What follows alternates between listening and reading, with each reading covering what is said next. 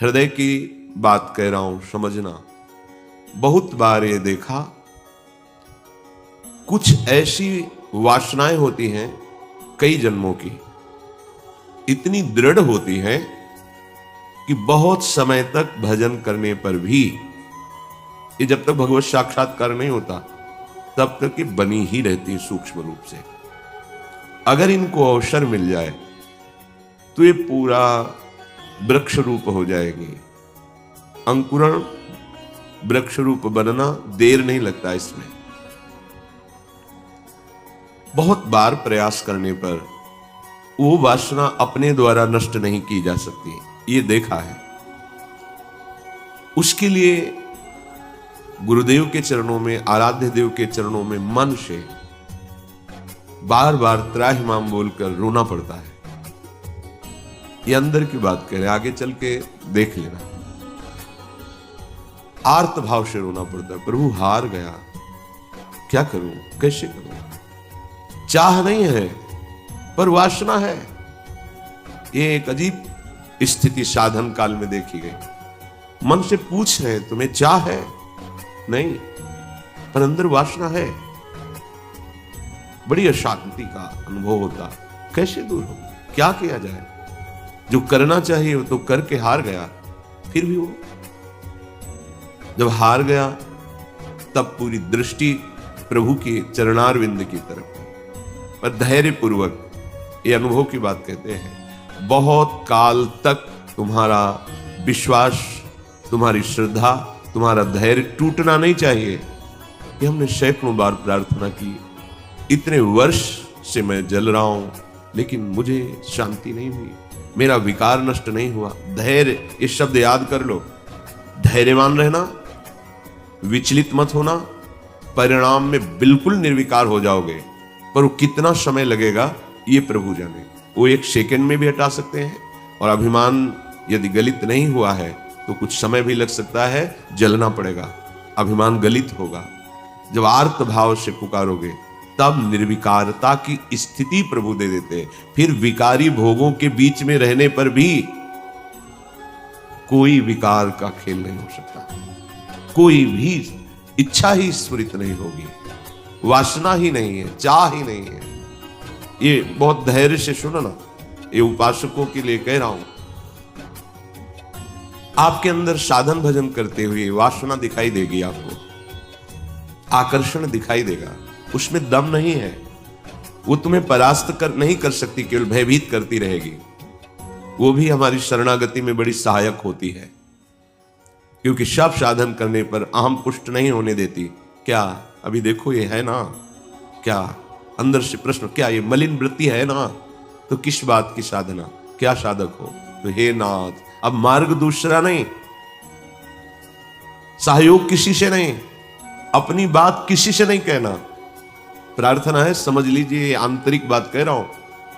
अपनी स्थिति की बात किसी से नहीं कहना कि आपके हृदय में कौन सी वासना कितना स्फुरित हो रही, किसी से भी नहीं, किसी से भी नहीं। और धैर्यवान रहना, विचलित मत हो जाना। उस वासना को बढ़ावा देने वाली कोई भी दृष्टि, वार्ता, चेष्टा मत करना। और कितना भी समय लग जाए, अपनी आस्तिकता नहीं हटनी चाहिए, विश्वास नहीं हटना चाहिए। बिल्कुल निर्विकार हो जाओगे, बिल्कुल। यह गुण साधन ते नहीं हुई, तुम्हारी कृपा पाओ कोई कोई। वो कृपा उसी को मिलती है जो आर्त भाव से बलहीन होकर प्रभु को पुकारता है, नाथ मेरे बस की बात नहीं रह गई, हर उपाय करके देख लिया। सच्ची मानिए, बहुत ये विचित्र सूक्ष्म बात है। अगर समझ जाओगे तो विचलित कभी नहीं होगे। नई अवस्था साधन मार्ग में बड़ी तीव्रता। जब देखा सूक्ष्म वासना हृदय में है, सावन का महीना था, जल पीकर सावन भर रहेंगे, देखते हैं वासना कैसे रहती है। कोई फर्क नहीं पड़ा उसमें, अन्न का त्याग करते हैं। कई वर्ष तक आलू गुड़ जो भी फलवश, कभी दूध मिल जाए, गंगा किनारे या गांव में सेव संतरा अंगूर केला, ये तो प्रश्न ही नहीं उठता, कुछ फर्क नहीं पड़ा। वो ऐसी सूक्ष्म स्थान पर बैठी रहती है अहम में, उस पर कोई फर्क नहीं पड़ता। बड़े बड़े सात्विक अनुष्ठान करने पर भी उस पर कोई फर्क नहीं पड़ता। तभी गोस्वामी जी भी लिख रहे हैं, हो हार्यो कर जतन विविध विधि अतिशय प्रबल अजय, तुलसीदास बस होई तबहि जब प्रभु पेरक बर जाए। बिल्कुल सिद्ध बात समझ लो।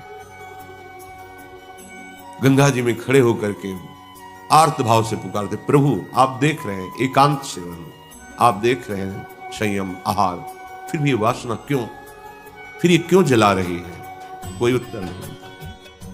पर दूसरा मार्ग नहीं, किसी का संग नहीं, किसी से प्रश्न नहीं, पता नहीं कैसी सलाह दे दे कि हमारा विश्वास, हमारा धैर्य विचलित हो जाए। नहीं, अपनी बात प्रभु से। प्रार्थना में बहुत सामर्थ्य देखिए। ये अंदर की बात कह रहे हैं, बिल्कुल समझ जाना। ये इसलिए कह रहे हैं, ये मार्ग बहुत फिसलन वाला मार्ग है, बहुत संभाल संभाल के कदम रखने।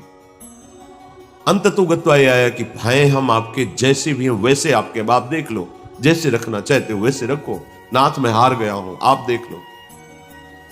कब वो चली गई पता ही नहीं चला। जिससे हम लड़ते रहे, जिससे हम जलते रहे, जिसके लिए हम साधन करते रहे, नहीं फर्क पड़ा। और जब उनके भरोसे छोड़ दिया, कब वो वृत्ति चली गई पता ही नहीं चला। इसीलिए बात कल चिंतन में चल रही थी कि अगर कोई समझ पाए तो इसे जरूर बताएं कि ये करने से नहीं होता, ये होने से होता है। बस देख लिया, मैं आपके बनने योग्य नहीं हूं, पर जैसा हूं आपका हूं, देख लो प्रभु, आप राजी हो तो राजी, मैं जलता रहूंगा, कुमार्गगामी नहीं बनूंगा, अन्य अवलंबन नहीं लूंगा, जलता रहूंगा। आप राजी हो मेरी जलन में, जीवन भर जलाते रहो, आप देख लो। अब मेरे बस का नहीं रहा, क्योंकि वो सूक्ष्म ऐसा कि वहां कोई प्रहार ही नहीं पहुंच रहा। अंतःकरण की अहम के महल में सूक्ष्मता से वो रह रहा है, जो भी करो वो बहुत पुष्ट हो रहा है। केवल हटा या हटेगा या हट रहा है तो प्रभु की कृपा से। इसलिए बड़े बड़े महापुरुषों के वचनों में दैन्यता और कृपा शब्द आता है। दैन्यता क्वाहम तुच्छा परम मधमा, कृपा हेश वृंदावनस्य, ये वृंदावन की महिमा, ये वृंदावनेश्वरी की महिमा, वृंदावनाधीश्वर की कृपा। ये अंदर से कह रहा हूं, समझ लो, एकदम समझ लो। धैर्यवान रहना, विचलित मत होना, ये न सोचना कि इतना समय हो गया अभी नष्ट नहीं हुआ, बिल्कुल नष्ट हो जाएगा, पता ही नहीं चलेगा। जैसे आप कब जवान हुए, कोई तारीख, कोई तिथि, किस दिन आपकी दाढ़ी मूछ उगी, आपने समय, तारीख, ऐसे वो घड़ी भी याद नहीं रहेगी कब आप निर्वासनिक हो गए। कभी स्मृति में आएगा, अच्छा ये तो बहुत वर्षों से जलाया, वो तो अब ढूंढे भी नहीं मिल रही वृत्ति, गई। देखो प्रभु की कैसी कृपा हुई, ऐसा अनुभव होता है। श्रीपाद कह रहे कि शास्त्र और गुरुदेव के वचन करोड़ों बार समझाए जा रहे, तुम्हें समझ में नहीं आ रहा। जिससे लोक निंदा हो ऐसी चेष्टाएं, ऐसे आचरण, तुम क्यों संयम में नहीं रह रहे? देखो इतना तो है कि हृदय जल रहा है, पर चेष्टाओं पर अंकुश होना चाहिए। हृदय में चाहत जला रही है संसार के भोगों की, पर हम बाहर से संयोग नहीं होने देंगे। तो उससे क्या होगा, वो क्रमशः हर बार कम होती चली जाएगी, शांत होती चली जाएगी, पर पूर्णतया निर्विकार स्थिति ये भगवत कृपा से होती है। मनागपि च नोत्सहे हत मनो युवत्या हृतम निरोधुमत ईदृशम किम विताश वृंदाटवी। ए भाई, अपने भाग्य को नीचा मत गिराओ, माया के द्वारा अपरहित मन से अधर्माचरण मत करो, बहुत पछताना होता है। प्रमाद स्थिति में समझ में नहीं आता, गलती हो जाती है। जब गलती हो जाती है तो उत्साह नष्ट हो जाता है, तो लगता है अब क्या, फिर वो गलती पे गलती, गलती पे गलती करता हुआ, फिर उसको लगता है इसके बिना तो मैं जी ही नहीं सकता। गया हत भाग्य, नीचे गिर गया, भाग्य नष्ट हो गया उसका। जो मनुष्य जीवन, दिव्यता, भगवत तत्व का बोध, भगवत प्रेम प्राप्ति, जगत मंगल करने वाला, वो गिर गया। जहां हमें ये बनना चाहिए था, वहां हम वासना के अधीन हो गए। श्रीपाद कह रहे हैं, अगर कोई रोक सकता है मुझ पतित को, निरुद्ध मत ईदृशम किम विताश वृंदाटवी। तो मुझे वृंदावन रोक सकता है। श्रीपाद की निष्ठा धाम की अद्भुत है। ये धाम मुझे निर्विकार कर देगा। यहां फिरे स्वार्थ आपने, भजन गए फिरे बाँ। श्री ध्रुवदास। वृंदावन का जिसको अनुभव हुआ तो देखा है कि वृंदावन का आश्रय ले ले तो धीरे धीरे वो हृदय को निर्विकार कर देता है, प्रिया प्रीतम में कर देता है।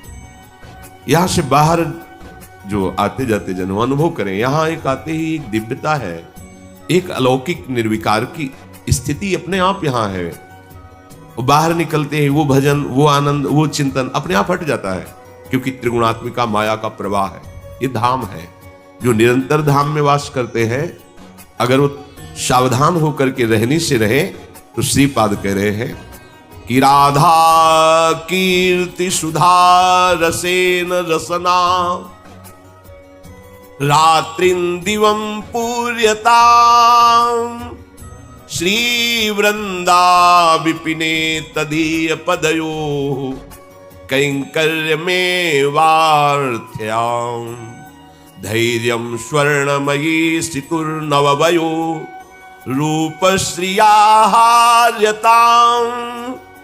प्रेमाश्रुत पुलकादि भाव विभव व्यक्त्या जगतार्यतां। यदि आप रहनी से रह गए वृंदावन में तो आपके हृदय का परिवर्तन होना प्रारंभ हो गया।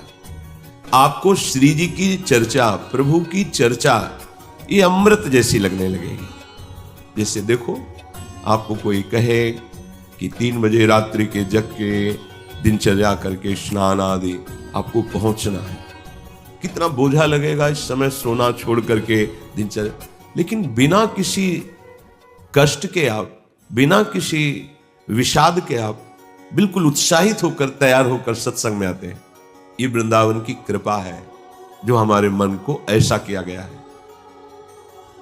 नहीं तो शरीर सुख में ही हम संतोष किए हुए बैठे हैं, परमार्थ की, अध्यात्म की वृत्ति की तरफ है ही नहीं। वर्तमान के भोगों में मगन हुआ प्राणी वो भविष्य को नहीं देख पा रहा है कि मेरी अमूल्य श्वासें, मेरा अमूल्य समय व्यर्थ में नष्ट हो रहा है। शरीर छूटने के बाद फिर पछताना ही पछताना है। कोई वस्तु, व्यक्ति, स्थान, पद हमारे साथ नहीं है। केवल प्रभु का नाम, प्रभु का चिंतन, प्रभु की सेवा, सत्संग, यही सत्य सच्चिदानंद है। यही तुम्हें शरीर छूटने के बाद परम सुख देगा। देखो, लौकिक सुखों के भोगों में लोग प्राण त्याग रहे हैं।